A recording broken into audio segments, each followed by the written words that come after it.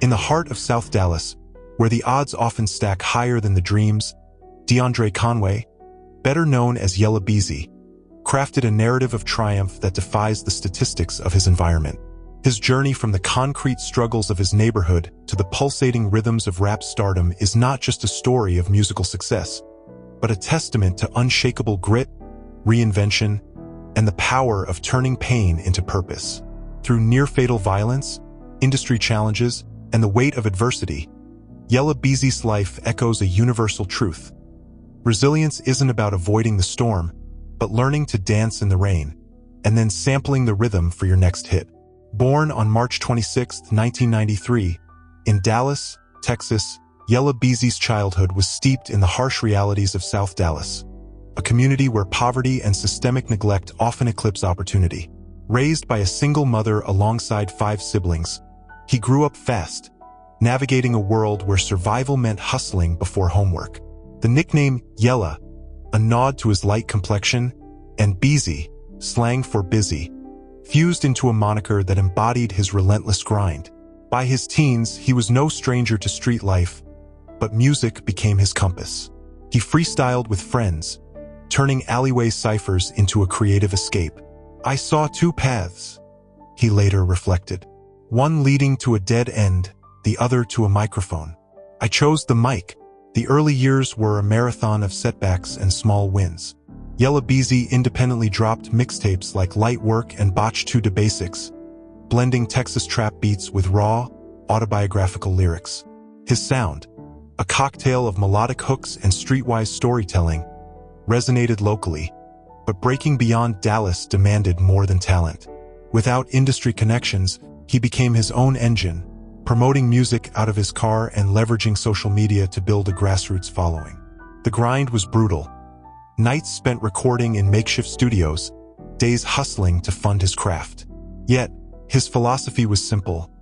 "If you wait for a handout, you'll starve. I'd rather build my own table."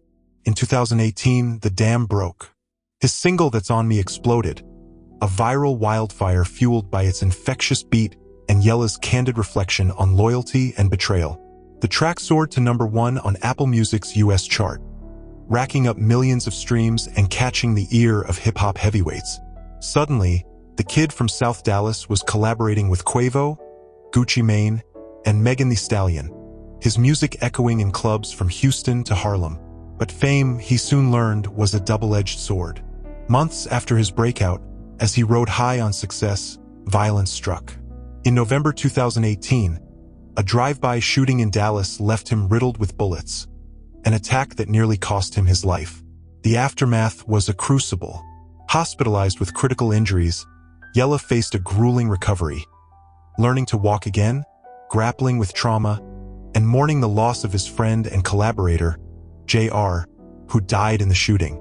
Yet, in his darkest hour, he found clarity. "God left me here for a reason," he told fans. "I'm not just surviving. I'm meant to inspire." Within months, he was back in the studio, channeling his pain into music. His 2019 mixtape Ain't No Goin' Botch wasn't just a comeback. It was a manifesto. Tracks like Botch at It Again throbbed with defiance, his lyrics weaving trauma and triumph into anthems of perseverance. What followed was a masterclass in resilience. Yella Beezy doubled down on independence, launching his label, Hive Music Group, a nod to the collective hustle of his team.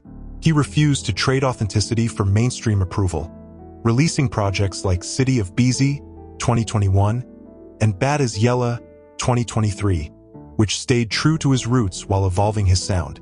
Collaborations with artists like Lil Baby and Moneybagg Yo underscored his industry respect, but his pride lay in empowering local talent.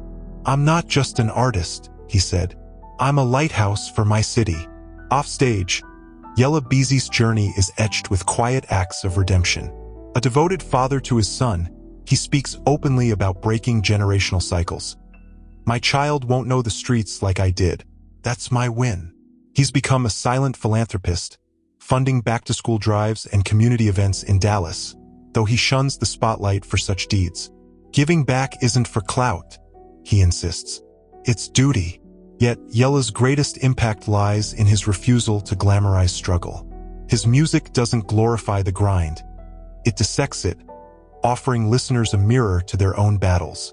In Risk Takers, 2020, he raps about the cost of street life over haunting piano loops. We chase paper, but the price is our soul. It's this vulnerability that binds him to fans. He's not a caricature of resilience. He's a flawed, relatable figure who stumbles, rises, and laughs through the ache. In 2023, Yella Beezy stood on stage at Dallas's Southside Ballroom, hometown fans roaring as he performed That's On Me, a song that once signaled his arrival and now symbolized his unbreakability. 5 years after the shooting, he moves with the swagger of a man who stared down death and spat in its face. "They thought I'd fade away," he smirked in a recent interview.